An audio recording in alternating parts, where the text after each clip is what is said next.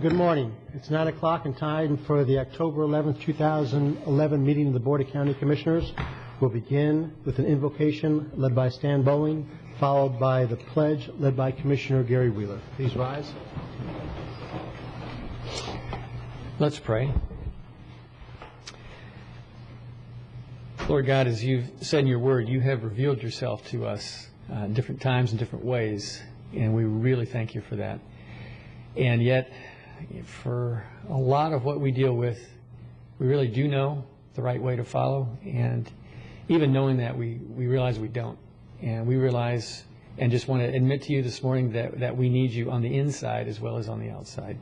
And so we ask for your work on the inside. We ask that you would change us from the inside out. And we need you even for that. Lord, we ask this morning that you would give our leaders discernment, that you give them wisdom, and that not only the decisions that are made at this meeting, but the way they're carried out are done in ways that glorify you. We ask this in your name. Amen. Amen. Amen. Turn to the pledge, please. I pledge allegiance to the flag of the United States of America and to the republic for which it stands, one nation, under God, indivisible, with liberty and justice for all. Thank you, gentlemen. Any additions or deletions to the agenda? Move to approve. Second. Motion to approve from Commissioner Davis, second from Commissioner Fleischer. All in favor? Aye. Aye. Any opposed? Passes 5-0. Thank you, gentlemen. We now have proclamations and presentations. First is a presentation of a proclamation and retirement award to Wayne Chesney on the retirement for 37 years of service in the Department of Emergency Services Fire Rescue. Good morning, Wayne. Where's Laura? Under the weather. The only reason we invited you is because we thought we'd see her. Works the same way in my family. He brought his chief with him. Yeah. I'd first like to read a plaque that says, "This is to certify that Wayne Chesney is hereby presented this retirement award for outstanding performance and faithful service to Indian River County Board of County Commissioners for 37 years of service on this 30th day of September 2011. Thank you for that service, Wayne. And it's now my pleasure to read this proclamation honoring Wayne Chesney on his retirement from Indian River County Board of County Commissioners, Department of Emergency Services Fire Rescue. Whereas Wayne Chesney retired from Indian River County Fire Rescue effective September 30th, 2011. And whereas Wayne Chesney was employed by the City of Vero Beach Fire Department on May 6, 1974 as a firefighter. In 1977, Wayne was the Firefighter of the Year, which was the same year he became an EMT. He began working for the South Indian River County Fire District in 1980. In April of 1981, he began working as a pump operator.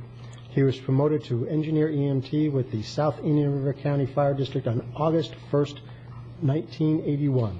On July 25th, 1982, he became a lieutenant. In 1992, Wayne became a lieutenant with the Indian River County Emergency Services. In 1997, he participated in the beach obstacle removal operation under the direction of the U.S. Navy EOD. This event removed 227,580 pounds of various types of debris from the South Beach area, as well as many types of old, unexploded ordnances. During his tenure at Fire Rescue Station 2, he worked directly with the Brevard County Public Safety Department on multiple marine calls at the Sebastian Inlet. Wayne held the position of lieutenant until his retirement. And whereas Wayne Chesney served this county and the public with distinction and selflessness. During his years of service, he was dedicated and his work was greatly appreciated by the employer and co-workers alike.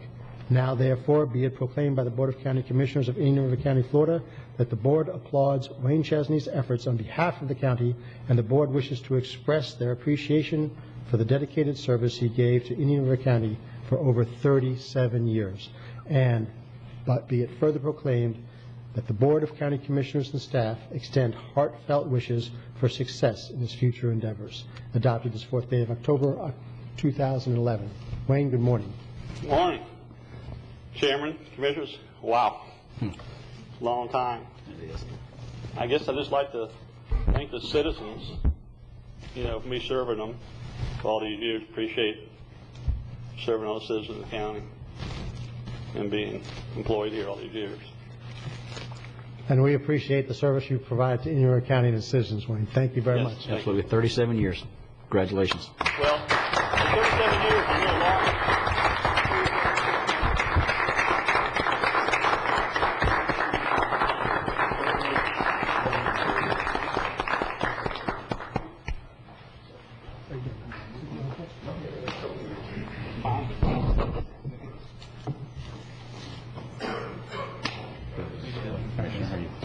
From Wayne. Thank you. Wayne. I think they want to have pictures of it. Come on up. Yeah. This only happens once in Plenty of room. I mean, you can come back next week, but right over there next. Hey, John. there you go. You'll probably be on a boat.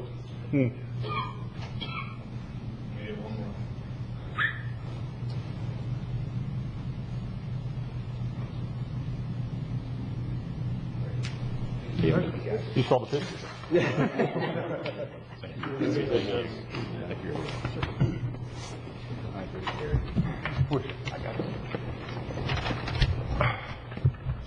We now have the presentation of a proclamation designating October 9th through 15th, 2011 as Fire Prevention Week. This will be presented by Commissioner O'Brien. Thank you, Mr. Chairman. I believe Dale Justice will be accepting this proclamation. Dale, come on up, and John. Good morning, gentlemen. How are you today? Good morning. Good. It's a proclamation designating October 9 through 15, 2011 as Fire Prevention Week. Whereas Fire Prevention Week was established to commemorate the Great Chicago Fire of 1871 that tragically killed more than 250 people, left 100,000 homeless, destroyed more than 17,400 structures, and burned more than 2,000 acres. And whereas the event changed the way firefighters and public officials thought about fire safety. And whereas the President of the United States has signed a proclamation pronouncing a national observance during that week every year since 1925. And whereas the County of Indian River is committed to ensuring the safety and security of all those living in and visiting our county. And whereas Indian River County's firefighters are dedicated to reducing the occurrence of structure fires and related injuries through fire prevention and public safety education. And whereas Indian River County's residents are responsive to public education measures and are able to take personal steps to increase their safety from fire, especially in their homes. And whereas the 2011 theme, it's Fire Prevention Week, Protect Your Family from Fire, focuses on keeping your family and your community safe from fire and encourages everyone to become educated on the leading causes of home fires and how to protect your home and families with life-saving technologies and the importance of a home escape planning. Now, therefore, be it proclaimed by the Board of County Commissioners of Indian River County, Florida, that the week of October 9 through 15, 2011 is Fire Prevention Week in Indian River County. Adopted this 11th day of October 2011, signed by all commissioners. And Dale, hopefully you have a few fire safety tips for the folks. We do. Thank you, Mr. Chairman and Commissioners. We appreciate the support and continued efforts trying to make our community a little bit safer. The theme this year is about protecting our family, and there's a multitude of ways that they can do that. One of the ways is on Channel 27. We're running continued safety efforts, and we also have an outreach program. If a group would like to have us come speak about fire safety, we do that as well. But thank you all for your support. Appreciate it.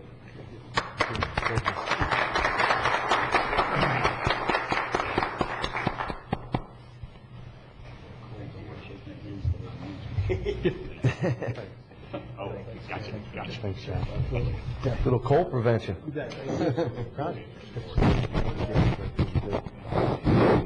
Chief, for some reason Jim wants to take pictures of me all morning. I don't understand. It's not you. Oh. Yeah. He's got 2 more shots on the card. He's done.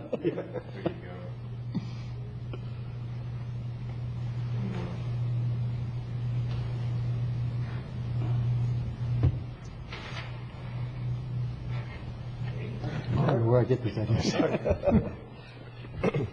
Mr. Chair. Commissioner. Along the lines of fire prevention, just here in about 30 days, we always have a time change, and that's typically the time, just as a little reminder, 30 days out, change the batteries inside your fire alarm. Very good. You know which days to change them based on which time changes first. Yes, Now that we have two of them every year. right. Every 6 months. Same month. No, but, you know, what the Congress did. Your Leave it to the electronic, federal government to screw that up. Huh? yeah, your electronic clock said, Gotcha. you know, one changes there, and then a week and a half later, the other one changes. My cell phone keeps up too. Yeah. Yeah. Now, this conversation is very stimulating. We're going to go back to the agenda. We now have a presentation by Jim Egan, Executive Director, Marine Resources Council. Be water wise before you fertilize. Mr. Egan, good morning. Good morning.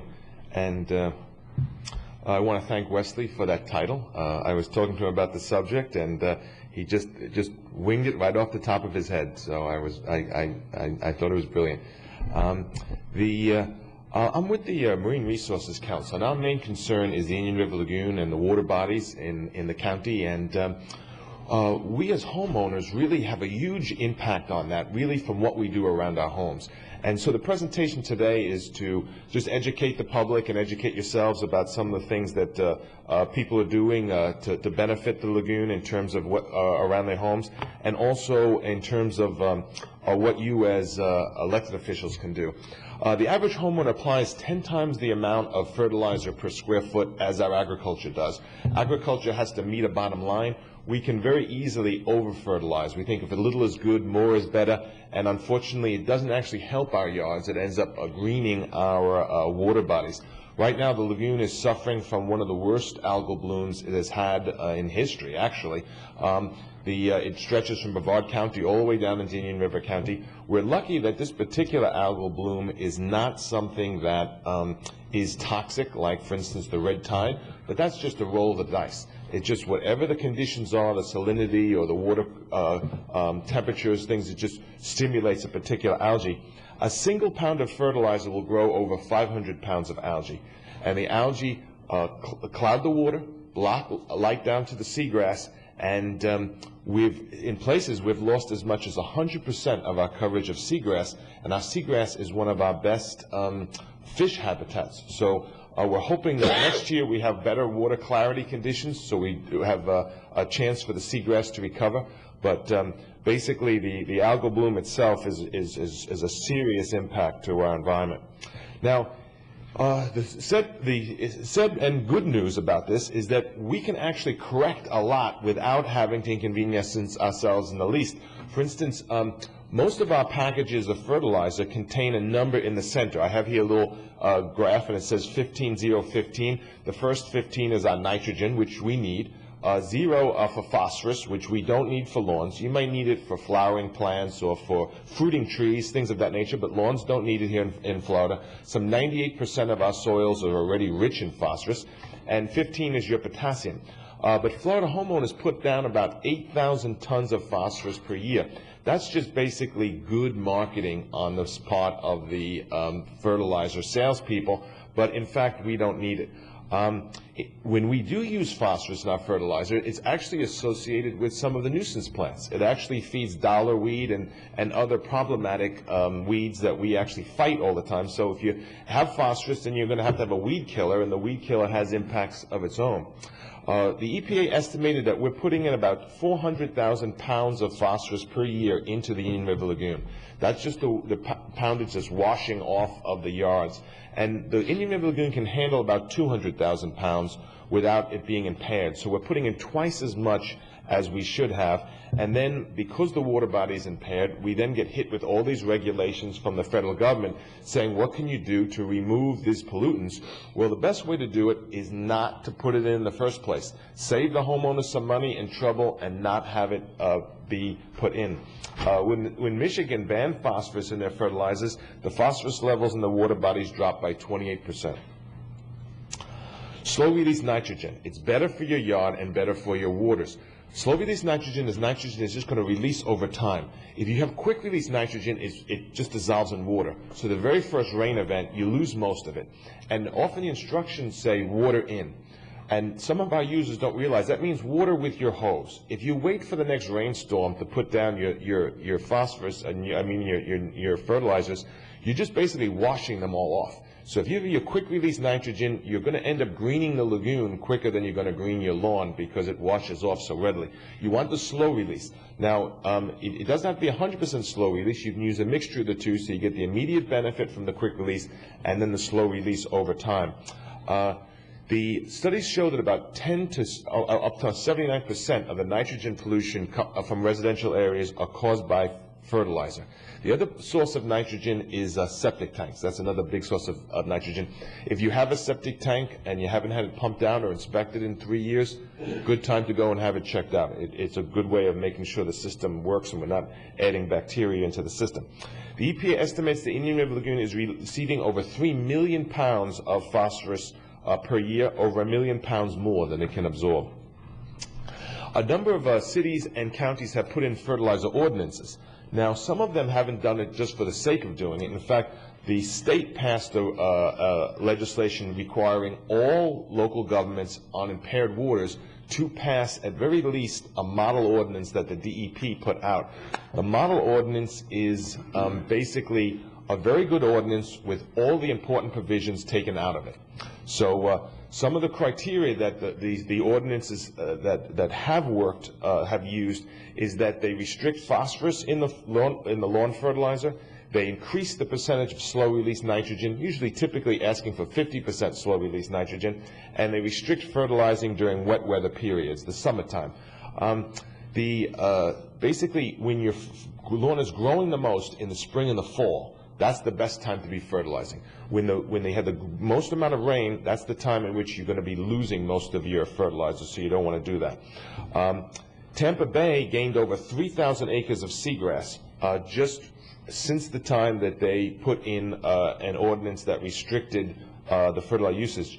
We had a commissioner come from Sarasota, and he talked to us over at Brevard County, and he said the ordinance that they passed doesn't even have any enforcement section in it. It's just that once they passed an ordinance saying something, people was like, well, why are they passing this ordinance? And it gave a renewed level of interest in following these good practices. Now, we're not a big proponent of passing ordinance just for the sake of passing ordinances, but were you to look at having to pass an ordinance because you're on an impaired water body, we would recommend that if you do pass one, you pass one that actually does something to address the issue as opposed to something that doesn't. Now, the good news is Home Depot measured their fertilizer sales, and they found out that their Florida companies, their Florida suppliers, their percentage of their sales went from only 2% up to 70 to 90% when the local government passed a better fertilizer ordinance, because our local companies that make the fertilizer, they know what's good for Florida yards. The big companies that try to handle the whole country, they have just one product for everyone.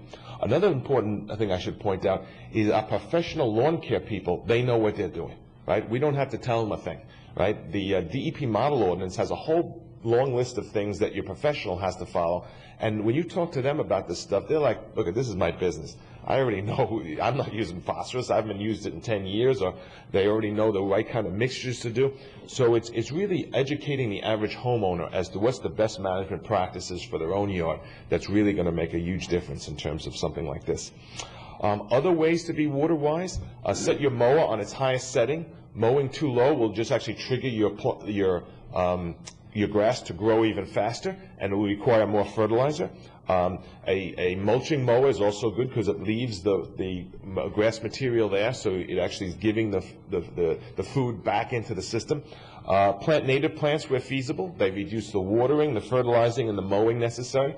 And do not spread insect and weed killers on the entire yard just where they're needed. Because basically, it may sound really nice, weed and feed, but the truth is that if it says weed in it, it's a herbicide. It's something that kills living things. Don't apply it if you don't have to, especially if your kids or your pets are going to be using that same yard. Use it where you need it. Don't spray it all over. Same thing with insecticides. These things are serious chemicals. You don't want to use it if you don't need it. And basically, in a nutshell, that's the story. Any questions? Jim, thank you very much. Yeah, I think really your timing is perfect after the storm we just had. Yes. Not to say everybody go out and start fertilizing, but if you did fertilize before that, your fertilizer's gone with that much water, as far as the nitrogen and the phosphorus and everything that you just mentioned. And I think it's very appropriate to reiterate the fact that the most Florida yards do not need the phosphorus. If you have fruiting, trees, flowering, plants, or if you look at it as basically something that produces a seed or a fruit that you would eat, they do need some, and hence the 10-10-10 and that. And I think you mentioned something to me the other day whenever we were meeting, is the fact that whenever you're looking at a fertilizer in a store, you're thinking, well, this has got 15, 0, 15, but that one's got 15, 15, 15. Well, that one must have something that fits for this. I really ought to get that, and you've just jumped to that assumption. And so I appreciate you coming down. And of course, I think I made it clear as far as my intent with this is not to regulate as much as to educate.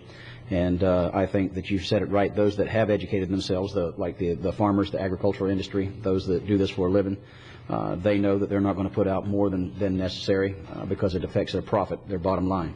And if we can get the average homeowner to look at it from I like to call it the minute made formula, which is the minute you have it made, stop.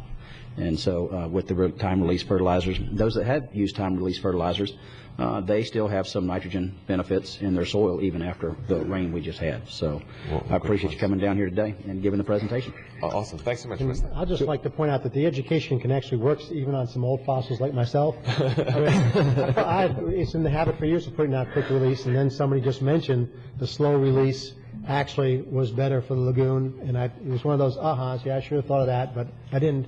So for the last 4 or 5 years, I've been using slow release. Wonderful. And it also saves me time. I now just put out fertilizer once a year and I'm done. Yes. And so education will work in this county, and I appreciate your efforts to educate some of our citizens, and we'll all work together to try to further that along. Wonderful. And you have a fabulous stormwater education program as well, and so maybe we can marry the two together. I was thinking maybe we can even come up with your stormwater like a poster that maybe we can encourage some of our fertilizers sales locations to maybe voluntarily put up, just to kind of help educate the person right when they're making the sales choice. Because either way, the person selling the fertilizer is going to make the sale. We're going to buy the fertilizer. Why buy the wrong one? Absolutely. Yeah. Jim, thank you very much. Thank you. We now have a presentation by Jason Noonemaker, City Manager of the City of Fellsmere, regarding the Tiger 3 grant application for balance of Trans-Florida Central Rail Trail Greenway. Good morning, Jason. Good morning, Commissioners. Jason, real quick, first it was elephants, and now tigers. It's like a zoo out there. I'd like to keep y'all guessing. I'd like to pass out a color map, because I think y'all got black and white. Yes. Thanks. It's a zoo out there. And they even had a character that went by Tarzan. That was a real guy out in Belgium. He was. He was a mythical legend. Thanks, Jason. Jason, if you want to, there's also the Elmo right there. We'll make it so that it goes up on TV land on that little overhead projector. Right on the white. Quickly, y'all can see my technical capacity. Assistance is on the way. Very quickly.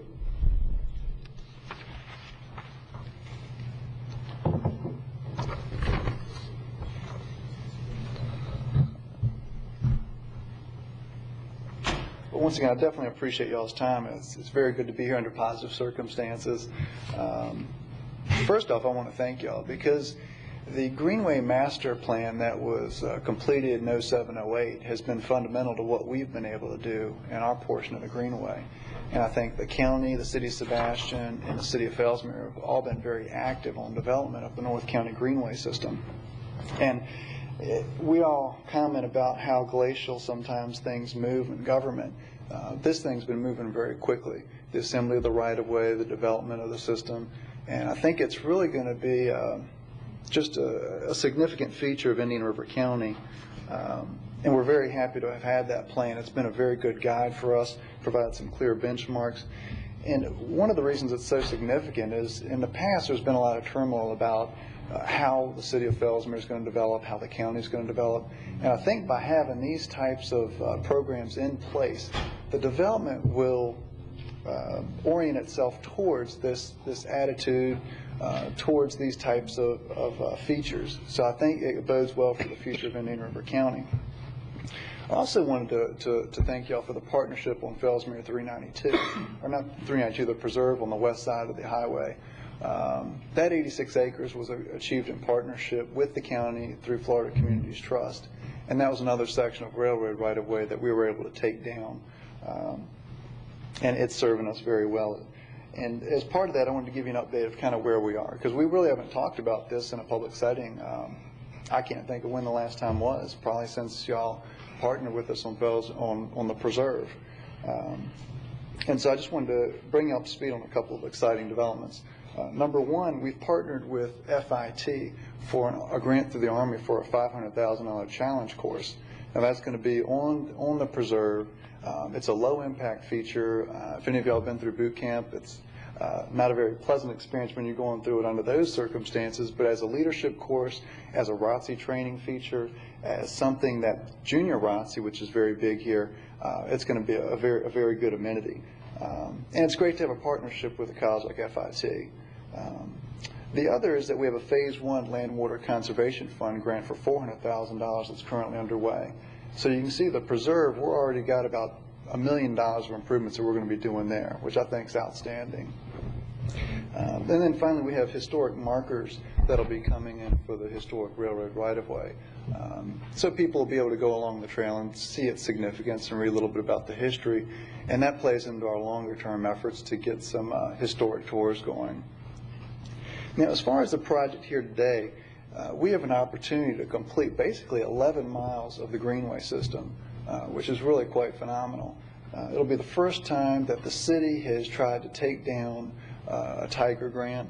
And I have the acronym in the letter to y'all. It doesn't really flow very well, so I'll just refer to it as the Tiger grant.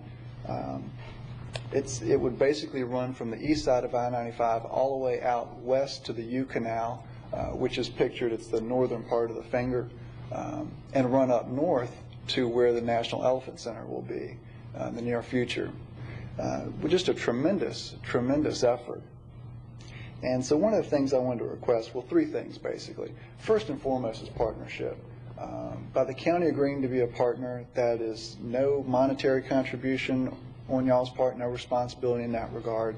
But given the involvement y'all have had in the planning process, I think we would be remiss if we didn't include y'all as a partner. And that helps us. We've also got private partners on board with the owners of Fellsmere 392 on the east side and Fellsmere Joint Ventures on the west side. So this is truly a public-private partnership. So that's the first order of the request, would be a partnership. The second would be in-kind services. And this is an area where y'all have been helpful in the past anyway with our efforts. Some of the figures that we've composed in the budget are from your planning staff through FDOT as well. And I should say that working with the MPO has been a great process. Y'all have some talented staff there. And then finally, the matching fund request.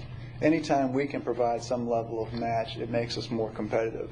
Although this grant does have the ability to be awarded without a match because of our small size, it makes us more competitive if we have a match.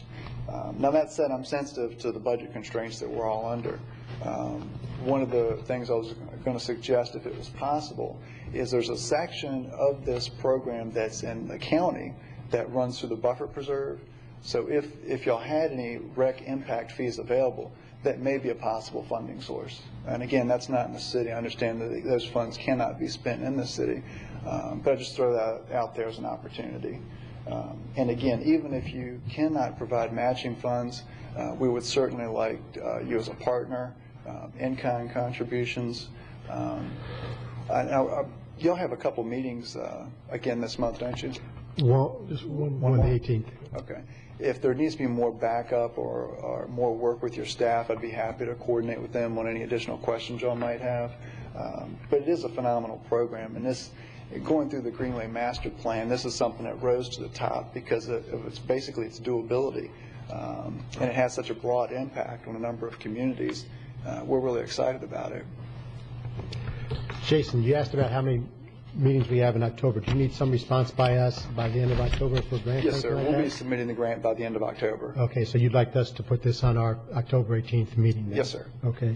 Anybody see any problems with that? Not at all. In fact, I'll move that and have staff come back with some kind of a recommendation, specifically if there's some impact fee dollars that may be available and whether it'd be appropriate to use them on this, and with some kind of recommendation after analyzing the project. I'll be happy to second it. So is there anything else you need, or we can? I appreciate the consideration. If there are any questions now, I'd be happy to field them. And in the meantime, I'll Joe, work with your staff. You have clarity on that? You okay? Okay, great. Thank you. Obviously, I think bikeways are great. I wish the city of Vero Beach would take something and do something as extensive as this. The closest we have is the Indian River Land Trust public-private partnership that's going up around 8th Street, which should be opening within the next month. So I wish you every success on this. I appreciate it. Mr. Chairman, and Jason, will this go all the way to 512? And, excuse me, all the way to the Sebastian River, the South Fork of the Sebastian River? On the east side, where we're connecting to is basically, it'll run all the way to the North County Park. Is there any way of taking it through that next leg? Because that's really growing up in that area, that walk from really the middle school all the way down to the river along the old tram. The county has the conservation area there on the northeast corner of 510 and 512. And that tram exists through that property. It's sandwiched in between County Road 512 as well as the canoe and kayak launch up there. Right. That old tram still exists in that area in its natural form, and that's a beautiful piece of property up there. I'm sure it could be integrated, especially with science, because we have a lot of that connectivity. In fact, because there's a missing link near the cemetery, we're looking to use that road just in front of the Fellsmere Cemetery, which ironically is in the city of Sebastian, as part of that link between Sebastian and Fellsmere. And that's right near the area you're talking about. Yeah, it would come back down a little bit further south, right. But not by much. Mm-hmm. And it would be, it's just a beautiful, if a lot of people would just only walk that, perhaps, right. that loop or that little spur down through there, it's something to see. Because I think one of the next steps, when we complete a significant loop of this, is going to be some sort of promotional material so people, both locals and visitors, will know this is something that, it's a rare opportunity to take advantage of. Absolutely. Okay, gentlemen, we have a motion from Commissioner Davis, which I seconded. All in favor? Aye. Any opposed? Passes 5-0. Jason, thank you very much for coming today.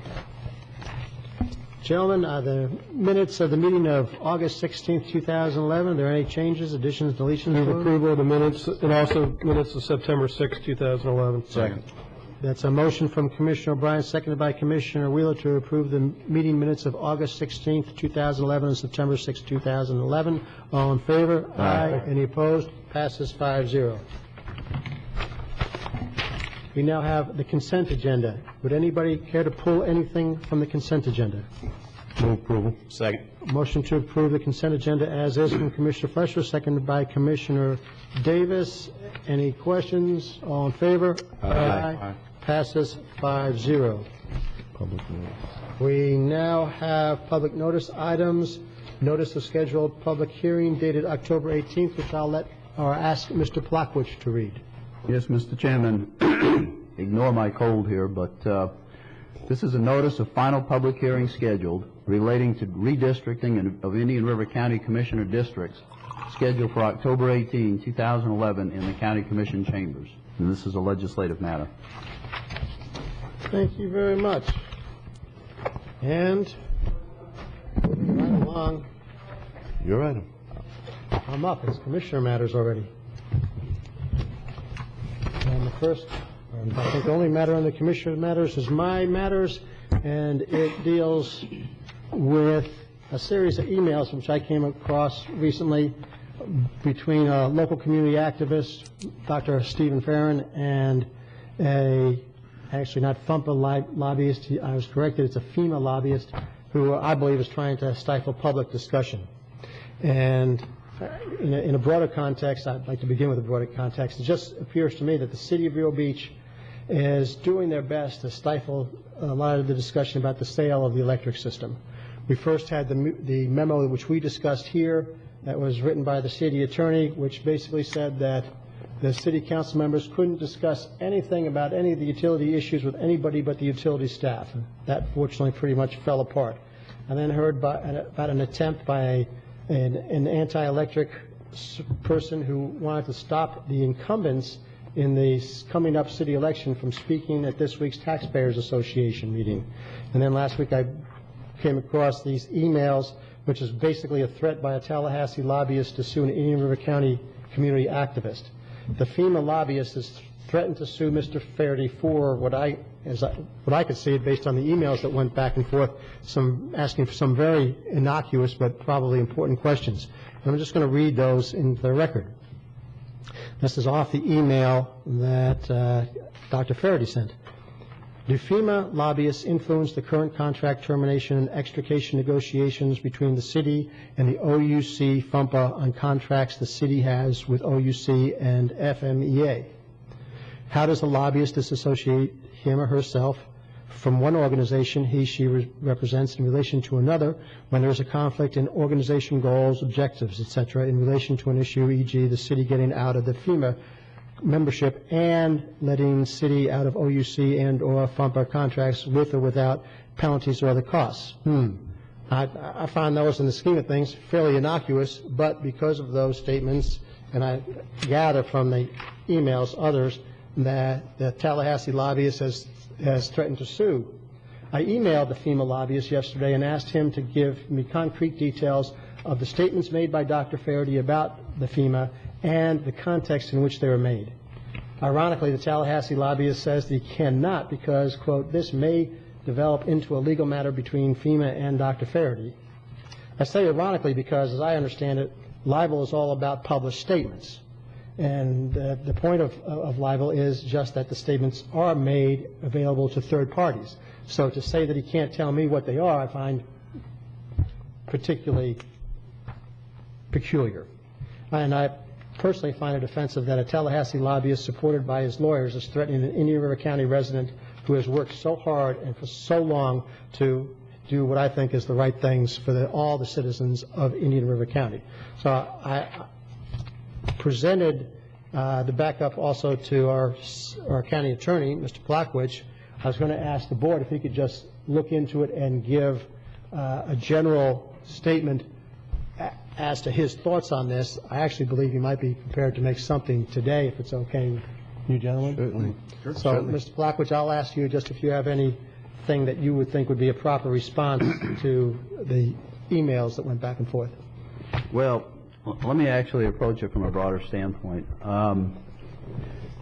The issue of who's going to provide electric service in the future within the city and the county areas that are presently being served by the city is obviously a very important public issue. And because of that, citizens have every right to speak freely and openly on that issue without fear of litigation. So within the confines of discussing the issue, to me, there are no restrictions, and that's a free and open discussion. What's being raised here in these emails is a related question, which is, when you are discussing this public issue, if you start commenting on, in this case, an organization, what liability may you have if you say something which the organization believes is not true?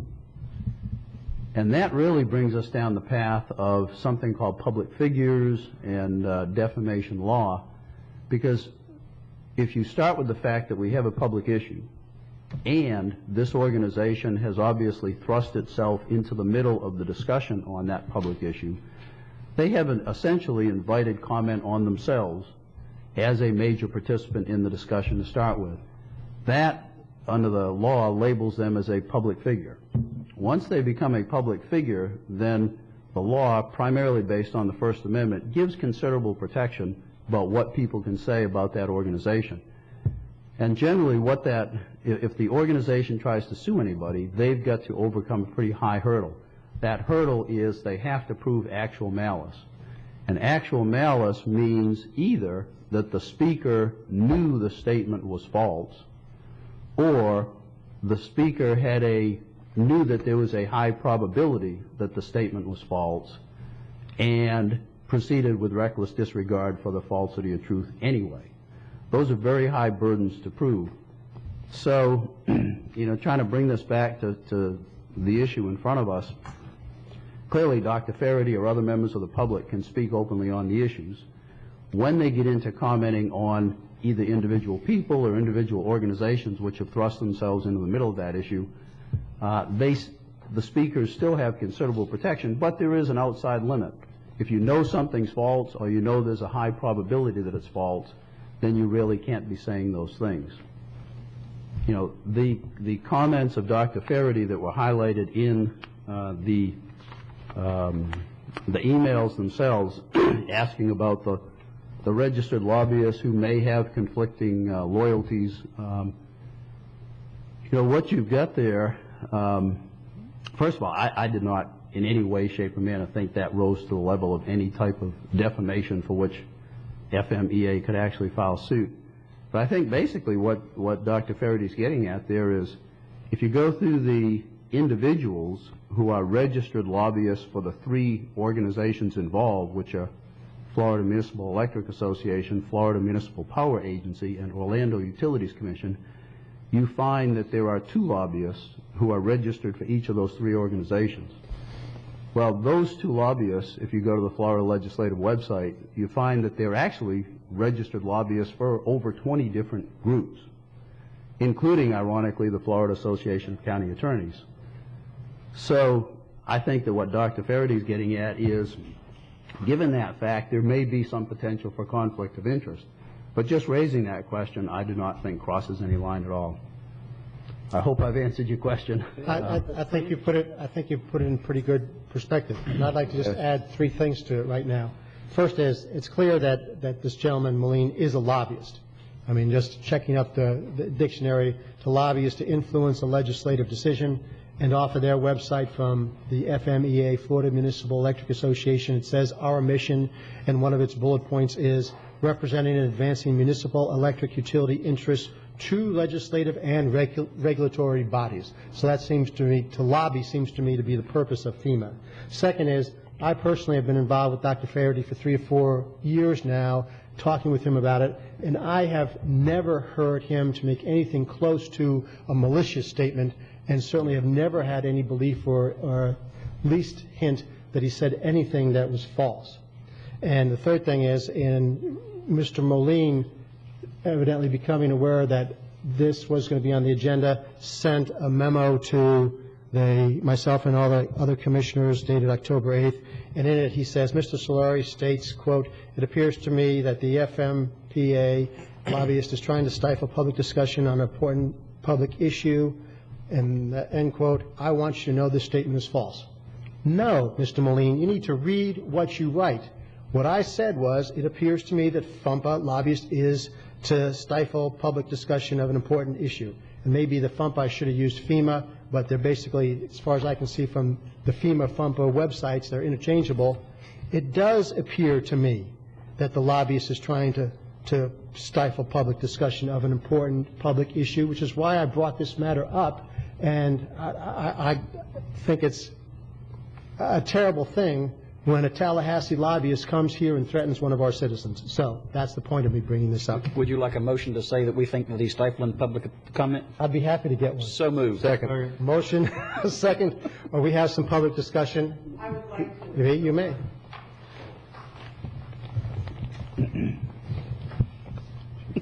Thank you, Commissioner Solari, for allowing me to come to the podium on this very hot issue.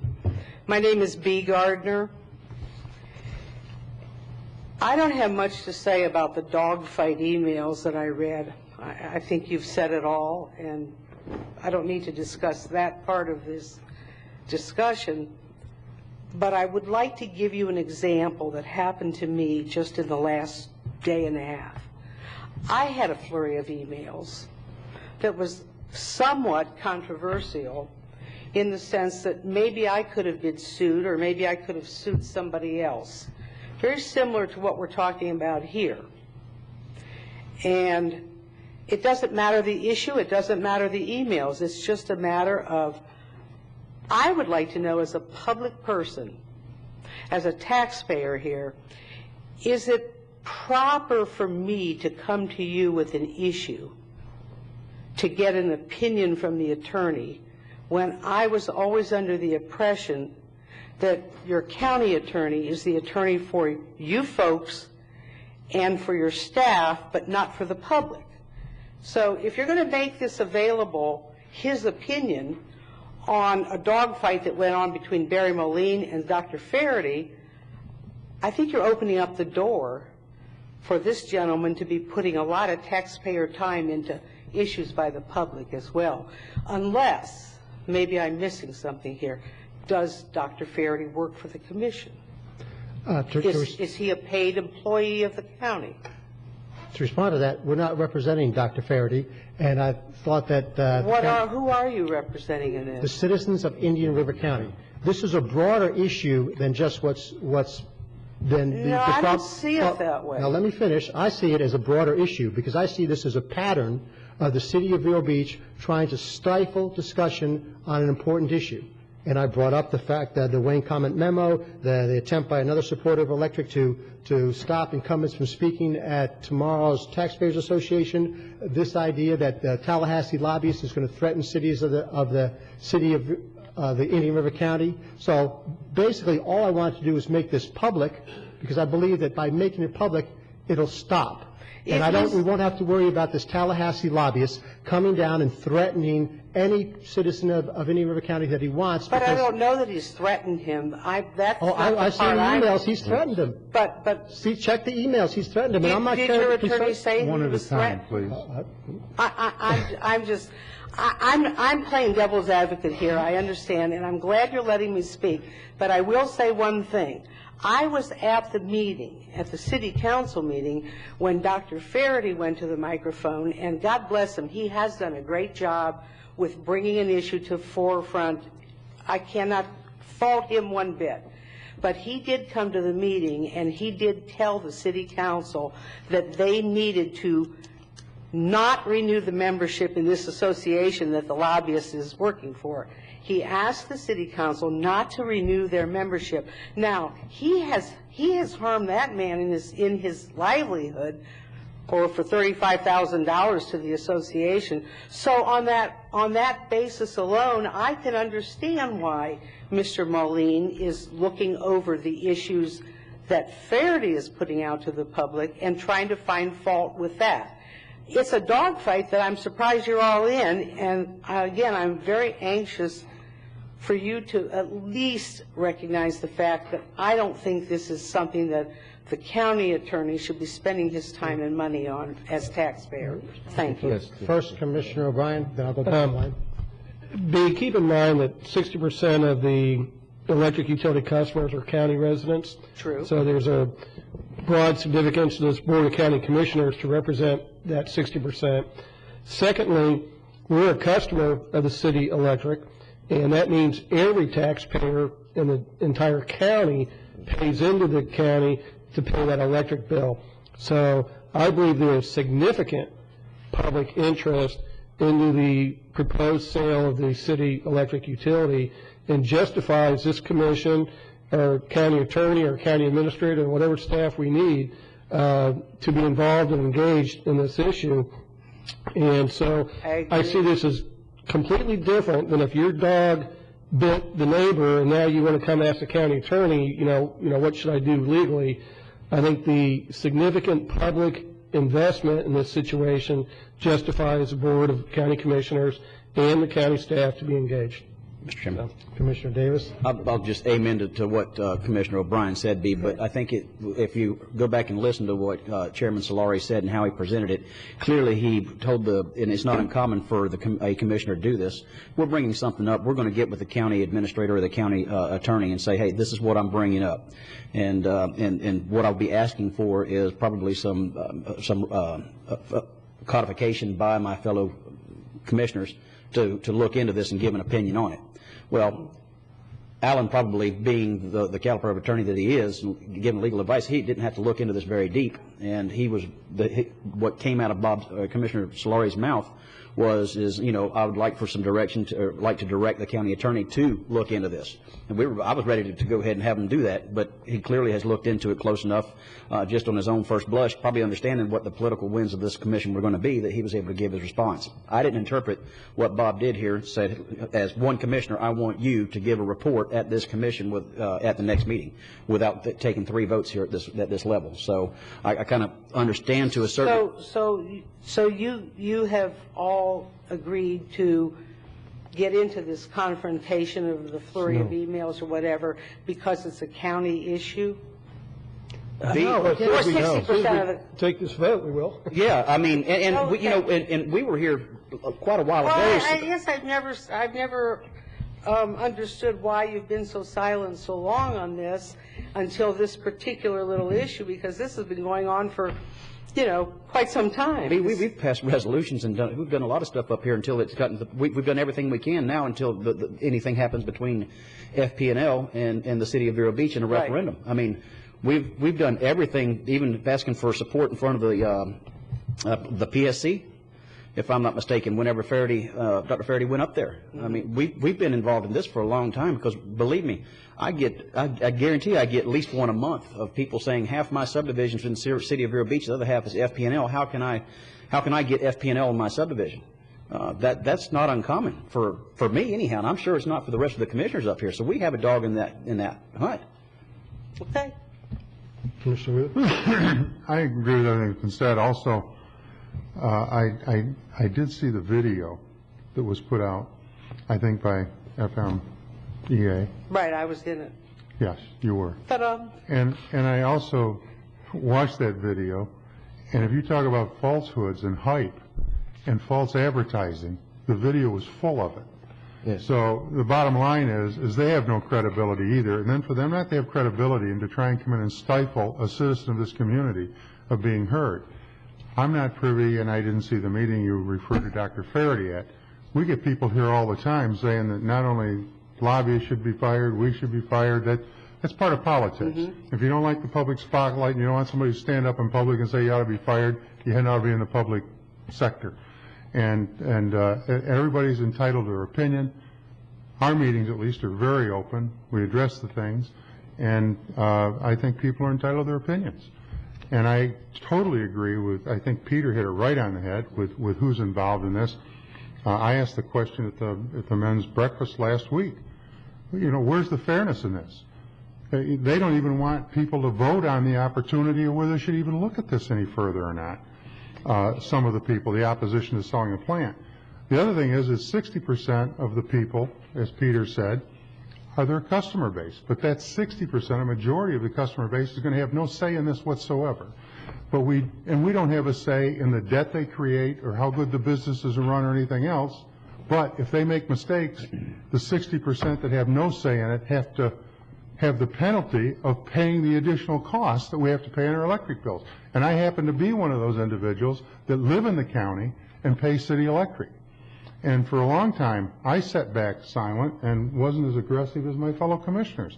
But the farther this thing has gone on, I just see it's just getting worse and worse and worse. And another concern I've had in the past is the fact that when Mr. Faraday and Mr. Herron would come here and they showed numbers, they looked good to me, but I wanted to see the other side. In fact, from this dais, I invited the city to come over and give us a presentation with Mr. Herron here and tell us the difference. You know, why are these things, is what Mr. Herron's saying is wrong? They didn't do that. They didn't even do it at the city council meetings that I'm aware of. So this whole thing, in my mind, after a period of time, has become, you know, we want to protect our turf at any cost. Well, there's a lot of people paying money, and not just that 60%. Again, as Commissioner O'Brien pointed out, you know, I don't know what the number is, $5-6 million a year that county taxpayers are paying, and the difference in what the utility bills would be because of the school board, the hospital, the county commission chambers, and all the other government entities that are on that city utility. So I think it's very much a public matter, and I don't want to see anybody threatened. In fact, you know, I'm not an attorney, but I read the emails, and I don't even think they were well written or well threatening. Commissioner I'm not here to disagree or to argue the point, yay or nay, sell, not sell. I was only here to wonder why the city attorney was giving an opinion on the emails because they were from a private citizen. Because there's a deep public and you've interest in answered this the county. question, because it is a matter that you're all watching and interested in and working towards your constituency. That's all I wanted to know. Thanks, Pete. Thank you. That's just been said, B. I just want to address, it's a matter of utmost public concern. We get calls every day, and Dr. Everybody Faraday. is. And you all are. That's right. Yeah, I understand everybody that. is. But the county attorney, not the city, the county attorney has been asked to look into this. I commend Commissioner Solari, our chairman, to bring this forward.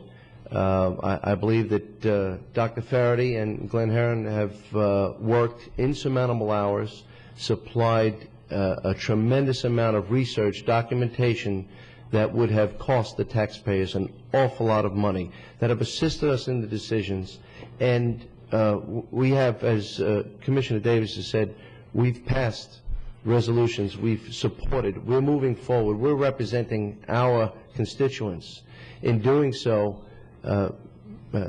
Dr. Faraday's been critical with information, has always been available, and quite frankly, I believe that a Johnny-come-lately statement about disparaging remarks, and there might be a legal battle with Dr. Faraday, I find that so impish and disingenuous to the whole cause. And I don't believe that the county attorney is representing any one specific interest. And quite frankly, Dr. Faraday's a voice to be reckoned with, and if Dr. Faraday wanted to defend himself, I don't think he would have to go any farther for an attorney. But we needed to bring this out, and I want to thank you for testing the system as well. I wanted to say something for the record. I live in the county, and I pay city electric. I have been just as excited about the possibility of a sale for as long as I've known Dr. Faraday. I've followed him for the last 3 years. However, I am a strong proponent, and you all know this, against voting on the referendum until such time that there's more information on the referendum in order for us to vote on something. I have been a strong advocate on that, and I know that I shouldn't say that maybe in this venue, but I'm saying it because I too look forward to a sale if it's possible, because I'm paying high bills. You know, I don't live in the city. But I just think that I wanted to get that out for the record. That Thank you, V. Mr. Plotkovich, you would... Yes, Mr. Chairman, I did want to say in light of some of these comments, number one, as county attorney, I do not get involved in private citizen disputes. Frequently, not frequently, but occasionally we are called by citizens and asked for some opinion on some private issue, and we do not get down that line. If Dr. Faraday had called me on this and asked me my thoughts, I would not have given him my thoughts. What happened here was when Chairman Solari put this item on the agenda, my job then becomes to be prepared on every item on the agenda. We spend a fair amount of time digging into the background so that we're ready to discuss things, try to anticipate the questions that the commissioners may have. So on this matter, when I saw it on the agenda, my office has probably spent about 2 hours on this. We did the research to make sure that if you had questions, we could answer them. I did go talk to Commissioner Solari prior to today's meeting to express my feeling that we should not cross the line into private advice. He was fully agreeable with that. He brought out to me the idea that this was a public issue, and the public, our county residents, needed to feel comfortable expressing their views on this important issue. So it was really in that spirit that we got involved. But I don't want anybody to think that, you know, if a private individual calls us and has their own private dispute, we will get involved in that, because we will not. We solely take our direction from this commission. Thank you, Counsel. To sort of wrap up, I think, for me, this issue isn't about the emails. It's about public discussion. And just as once the idea of the Wayne comment memo saying that city council members couldn't talk to anybody about except for their staff about the utility issues, once we made that public, that disappeared. And my belief is, once we make this public, then all our citizens are safe from these type of threats. And I don't believe our county attorney is going to have to do any more work on this, and I don't believe that the Tallahassee lobbyist is going to threaten any other of our citizens, and I believe that that is us doing our job. Commissioner Davis, would you restate the motion for us, please? Yes, I move that we write a letter to the lobbyist stating that we find these actions to be repugnant. Second. We have a motion from Commissioner Davis, second from Commissioner Fletcher. Any other discussion? All in favor? Aye. Passes 5-0. And gentlemen, if there's nothing else, the meeting is adjourned. Thank you very much.